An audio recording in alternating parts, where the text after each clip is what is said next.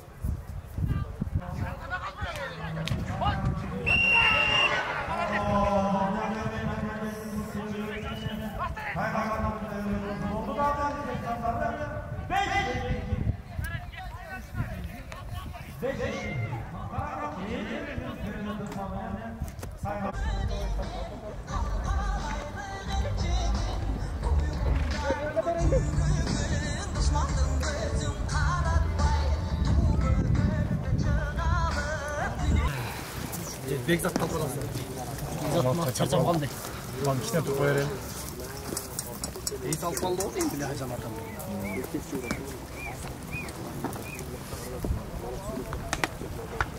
Bekzat talpar var. Atralın orada. Atralın. Çıl baycağı. Amay Allah'ın. Өзүңүздөр көрүп тургандай эле азыркы учурда биздин жаныбызда Ысык Ата командасынын капитаны турат. Саламатсызбы? Оюн кандай болду? Oyun жакшы болду, уткан кишиге жакшы болот да.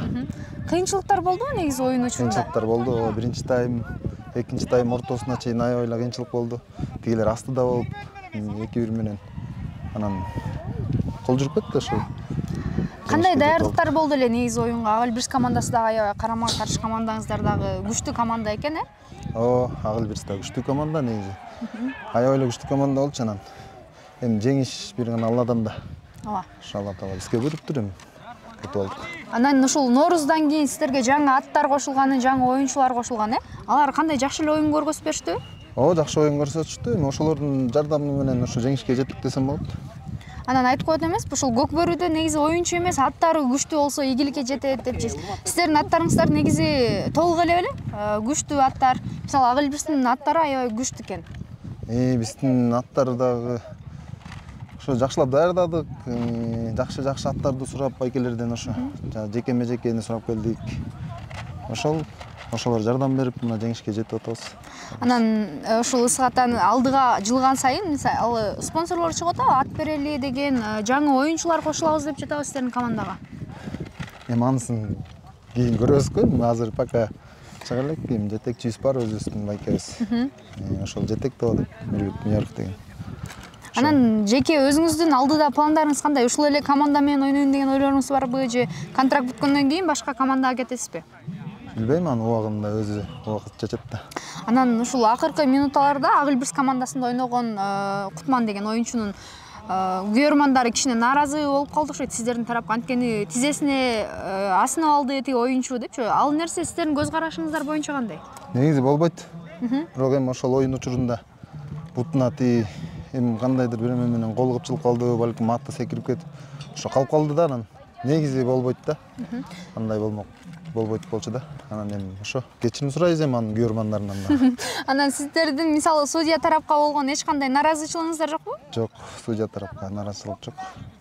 Бир гана эмени скорыйды тестетип койсо жакшы болмок, оюнду бузуп атат да. Ошол. Негизи скорый кеч келип дагы аябай сиздердин убакытты кармап калды окшойт, э? Ошо аябай бузуп атат оюндучу. Ошол анда сиздерге алдыда оюндарга да ийгиликтерди каалайбыз буюрса. Кудайдан болду толук. Так жакшы оюн болду, курч оюн болду. Жаракат алган дагы оюнчулар болуп калды, араңыздарда? Бизден болгон жок. Ак Элбирис командасынан. Ак Элбирстен болуп калды. Аттарыңыздар негизи күчтүү эле? Ооба, жакшы эле болчу. Ак Элбирстин аттары аябай күчтүү аттар экен негизи, чындыгында. Оюнчулар дагы аябай күчтүү экен. Анан акыркы упайда ушул Кутман аттуу оюнчунун Ак Элбирс командасындагы бутуна сиздердин командаңыздарда бир оюнчу тизесинен кармаганда ал нерсе сиздер үчүн туура эле нерсеби негизи? Жок, кармаган жок. Просто ат бурулганда ошо бойдон кулап түшүп калды ал. Атайлап кармап тийип кылган жок. Камерадан ошондой көрүнөт. Жок, судья бар болчу калыс. Эгер кармаса удаление бермек. Ак Элбирс командасынын күйөрмандары кичине сиздердин тарапкабы, судья тарапкабы наразычылыктар дагы болуп калды окшойт. Өзүңүздөр көргөндөй эле азыркы учурда Ысык Ата командасы менен Ак Элбирс командасы оюн көргөзүп, ошол учурда 2 упайга Ак Элбирс командасы тилекке каршы жеңишке жете албай калды. Оюн кандай болду? Оюн өтө катуу болду, курч болду. Биздин бир аттарыбыз чарчап калды го дейт. Даярдыктар кандай болду эле негизи? Даярдыктар жакшы, жакшылык амданганбыз. Утабыз эле чыкканбыз. Эми буйругу экен. Ысык Ата утуп кетти. Ушул бүгүн сиздердин акыркы оюнуңуздар, Анан көпчүлүгү сиздердин күйөрмандар наразы болуп калышты окшойт. Акыркы минуталарда ошол Кутман деген оюнчуңуздар бар, Ошонун бутуна Ысык Атадагы бир оюнчу тизесинен кармаганы үчүн, Ал негизи сиздер үчүн туура эле нерсеби? Туура эмес нерсе да. Ысык Атанын 1-2 оюнчусу айтып калды, эми ал случайно эле может кол илинип калды депчи? Жок, эми аяктан элдин баары эле дана көрдү го дейт. Колун эле эмне илинет. Судья да туура эмес кылып койду ошол жерден. Биз тарапка чыгарып бирөөсүн удаление кетирип берсе жакшы болмок. Бутуна кармалып түшүп калды дейт. Эми карма бутуна асылып чөбү, кандай асылып чөт? Баланы алып чыгат аттын үстүнөн. Ал жагы туура эмес болуп калды. Судья тараптан да негизи туура эмес го дейм. Судьяларга бир аз наразычылыгыңыздар бар экен, Эми мен жеке оюмда. Анан негизи сиздердин оюнчулардан жаңы оюнчулар кошулду эле 9-майдан кийин же ошол эле состав менен ойнодуңуздарбы? Жок, 3-4 бала кошулган, жаңылар кошулган, жаңы аттар кирген. Анан ушул кандай оюн көргөзүштү жаңы оюнчулар? Жакшы эле, жакшы эле көрсөтүштү го. Биринчи оюн, биринчи оюн эми бияктан. Бардык бала бирдей иштебей койдук го дейм. Чынында моюнубузга алалы. Чынында аягында аракет кылып калдык окшойт. Убакыттары болуп калды. Ооба. Анан ушул көкбөрү негизи ат менен алдыга жылат деп коет эмеспи? Ошо аттар эгерде күчтүү болсо жеңишке жете алат деп. Сиздердин аттарыңыздар кичине аттардан кичине аксап калдык. 1-2 атыбыз токтоп калды. 1-2 атыбыз арык болуп калды.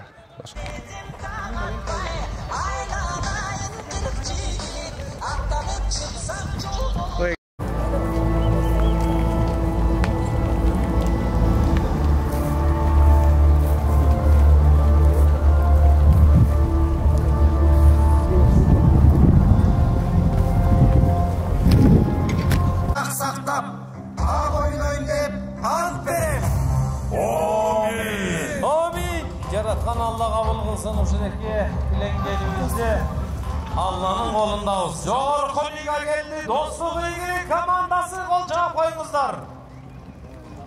Көкбөрү федерациянын калыстары жогорку высшая лиганын беттешүүсүндө Русланбек уулу Нургазы жана Көкбөрү федерациянын калыстары. Уулу Нургазы дайын.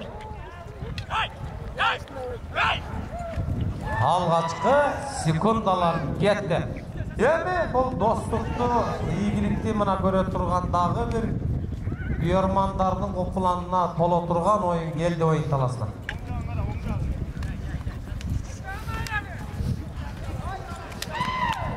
Хай!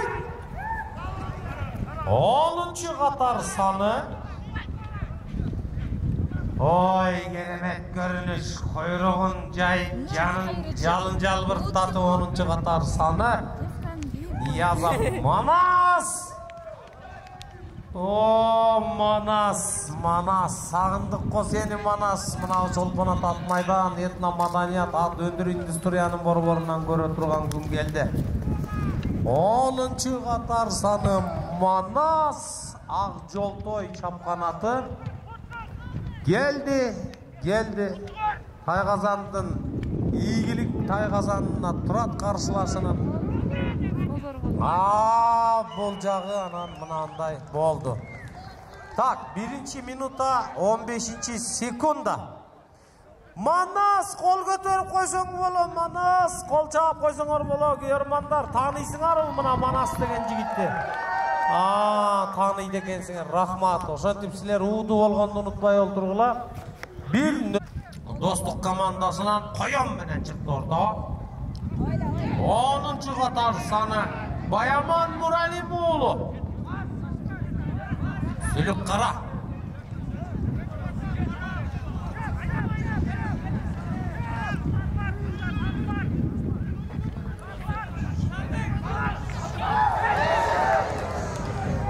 Hamaşalap koydu. Bayaman Muralimoğlu. Cerde.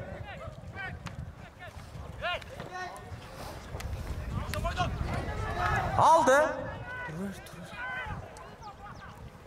İyilik komandası. Mana bizde Jetinin biri Kıdır, Jeti Oblus, Talas Oblusunun Kökbörü Federatsiyasının жетекчиси Abdыкапаров Erlan. Talas aymağının elinin Kökbörü jetek. Bayaman çıktı ortaga Muralimoğlu iyilik komandasından. Bastı hem iyilik komandasına geldi gezek. İyilik komandası hem mana çavulga çıktı. Hop! Altta Geremet. 12. Katar sanı Ercan Tölebekov. Ercan, kol götür Ercan. Jaradım işke. Ercan, Erlan degen ağa iniler mınандай sonun Kökbörüde. Sıymığız bol mına ulaq çağıp жүрүшөт Тайгазанга Кыргыз улут Абдыкалилуулу Бексултан. Aldığı Bakay'da yönetici mi? Oo, Bayaman 10. Katarsanız. Ay bir yağmur oldu. Ulardan bağısı için yönetici. Açan ulardan bağısı yöneticiysen Koyerbank veriyim.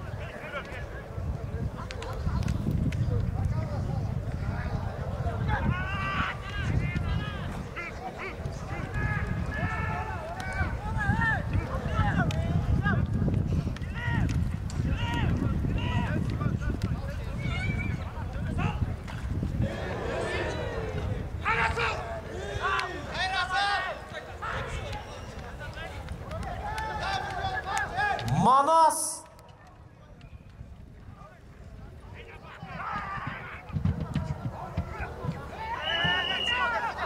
Bak 11. minuta 30. sekunda Manas. Bugün oyun qanday oldu? Бүгүнкү оюн жакшы болду. Сиздерге жаңы аргымактар келиптир э? Анан айтып коет эмеспи, ушул Көкбөрүдө аргымактары күчтүү болсо жеңишке жетет депчи. Анан кандай аргымактар кандай оюн көргөзүштү? Жакшы эле, пулга толо тургандай иштеп беришти. Буюрса жакшы. Анан ушул командаңыздарда жеңишке жеткениңиздердин себеби эмнеде деп ойлойсуздар? Канча убакыт даярдандыңыздар? 1 ай даярдандык. Өзү бир ийгиликке жетиш үчүн биринчи Алла Тааланын буйругу. Анан талыкпас эмгек кылдык, буюрса жакшы. Анан азыркы учурда байкасак, көпчүлүк эле сиздердин күйөрмандар экен. Күйөрмандарга кандай сөз айтып кетесиздер? Күйөрмандарга сөз деле жок го дейм. Аларга бир жакшы сөз айтсаң деле жетишсиз. Аябай ыраазыбыз баарына. Анан алдыда кандай пландарыңыздар бар? Мисалы ушул август оюну бүткөндөн кийин командага жаңы оюнчуларды аласыздарбы? Аны убакыт көрсөтөт, буюрса. Ошо бизде өзү көп эле көнүп калган балдар достукка. Ошо балдар эле болот го дейм, буюрса. Анан негизи эле ар бир оюнда бир оюнчу мындай көп командага упай жыйнап берет го. Бүгүнкү оюнда ким болду? Же адаттагыдай эле Манас байке? Жок, балдардын баары эле 2-3төн салышты окшойт. Ошол. Анан ар бир адам мисалы өзүнө баа берет. Сиз кандай оюн көргөздүм деп ойлойсуз бүгүнкү оюнда? Мен четте эле турдум. Көрүп чыккан жокмун. Ошо балдарды аттарына көнсүн деп, ошо жаңы аттарды көбүрөөк чыгардык. Чоң рахмат, анда ийгилик сиздерге буюрса алдыңкы оюндарга да. Негизи эле өзүңүз ушул достук командасында ойноп жүргөнүңүзгө канча убакыт болуп калды? Достук командасында ойноп жүргөнүмө 2 жыл. 2 жыл болду. Буга чейин башка командаларда оюн көргөзүп жүргөнсүз, э? Сары Өзөндө ойноп жүргөм. Анан Сары Өзөн дагы бир мыкты командалардын бири, э? Сары Өзөн менен достук командасынын айырмасы бар бекен? Эми айырмасы бул жогорку лиганыкы бирдей эле да, эки команда тең күчтүү. Сары Өзөндө алар күчтүү.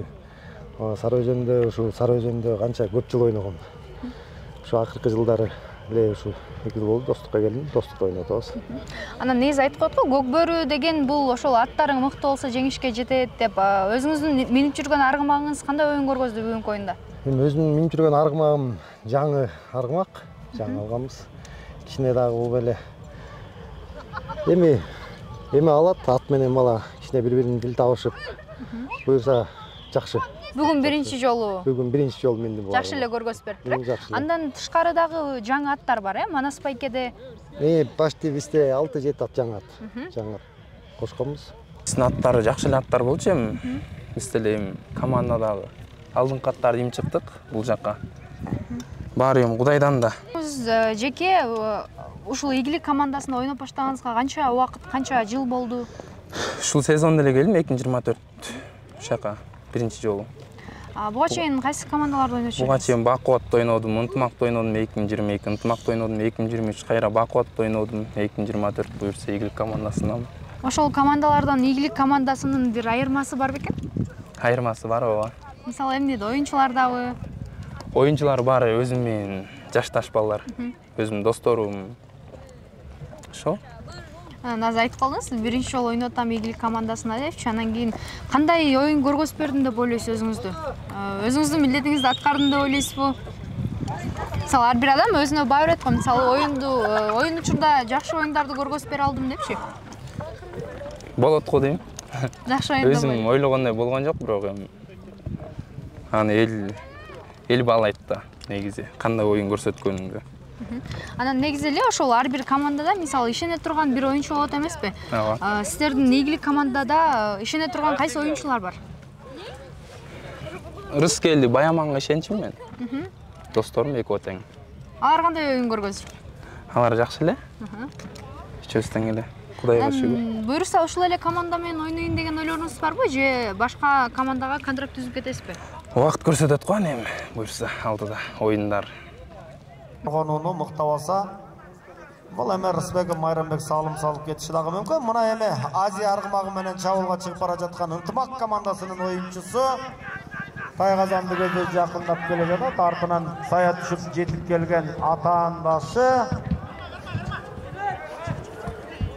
Эми гана такымга басууга үлгүрдү. Албетте мындай учурда такымга баспаса атаандаштары мына 11-чи катар саны менен Тыналиев Рустам. Рустам жармашып атат, жылуу алуу алдында турат. Экөө бир ширактан кармап алып, мына эми аутты көздөй чыгып, жандары жаяп. Оюнчусу Эсен уулу Өмүрбек. Минген аргымагы Рокки. Өмүрбектин такымында улак Тайгазан түбүнө жакындап келе жатат Өмүрбек. Мына эми атаандаштыктын өткөздү дагы шашылбастан Тайгазан кыргытылган улак салым. Эсеп 2-0. Эсен уулу Өмүрбек. Экинчи тайм 5-чи минута 35-чи секундада. Эсеп санын өзгөртүп отурат. Мына мынтип такымдан чыгып калган улак жармашып атат. Эми гана Тайгазандан алыстатып жиберди. Бирок улак дагы да болсо Майрамбектин такымында турат. Бул жерден эми жакшы бир деңгээлде өткөзүп берүү дагы орун алды. Бекулу Норус, ал эми Сагынбек Исапбеков орден менен, Ратбекулу Норус аватар менен. Орден менен аватар.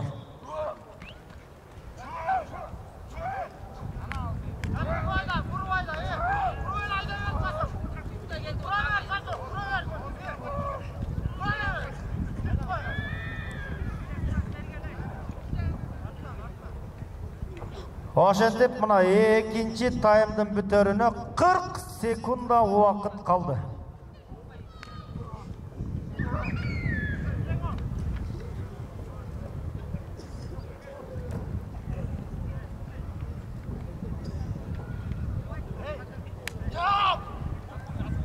Жыйырма 5 секунда калды.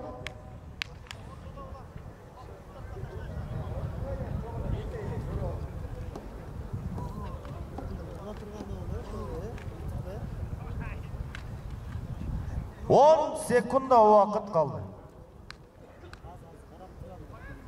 Канча убакыт даярдандыңыздар бул оюнга? 15-ден баштап эле дайындалып ордо жүрөбүз. Командаңыздарга жаңы аргымактар келген экен, Анан Көкбөрүдө көбүнчө эле ушул аргымактарга да басым жасалат. Кандай оюн көргөзүп берди аргымактарыңыздар? Эми азыр аргымактар жакшы эле буюрса, биринчи оюнда. Анан эми дагы кийинки оюндарда түзүлөт деген үмүттөбүз буюрса. Анан сиз өзүңүздү жеке кандай оюн көргөздүм деп ойлойсуз? Мен өзүм билбейм, орто эле оюн көрсөттүм го дейм. Эми Ынтымак деген сборный команда, Таластан куралган команда өзү. Мен өзү райондуктарда чабып жүрчүмүн, Кара Бура ийгилик командасында чабып жүрчүмүн, Кара Бура болчу мурунку.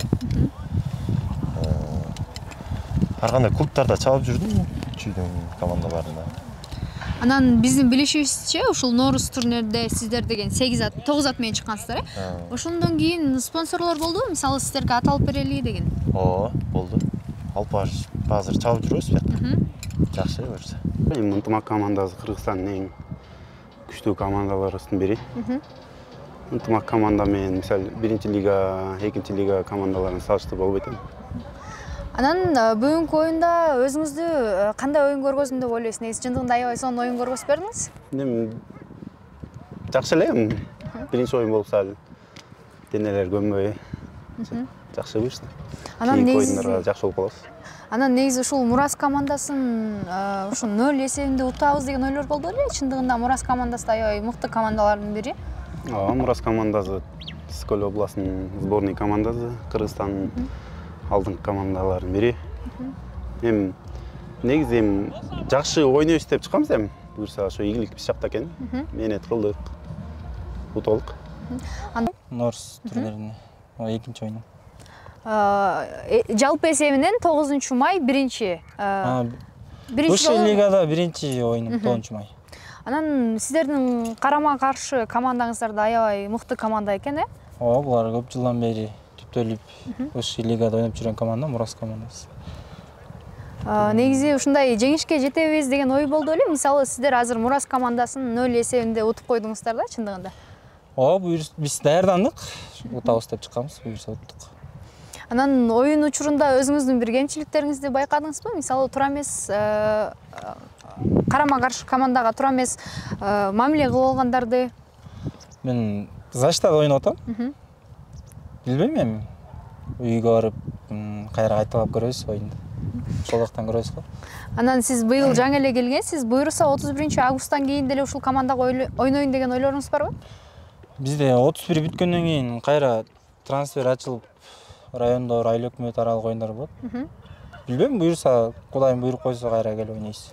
Анан өзүңүздүн азыр минип турган аргымаңыздын аталышы кандай? Азыр Карабайыр деген жаңы ат келген, ошону минип атам азыр. Анан кандай оюн көргөзүп берди аргымагыңыз? Бүгүнкү оюнда жакшы эле жүрдү, Заштада өзүнүн позициясын жакшы эле азыр. Аргымагыңыз менен анда сразу эле тил табышып кеткен экенсиз да мындайча айтканда.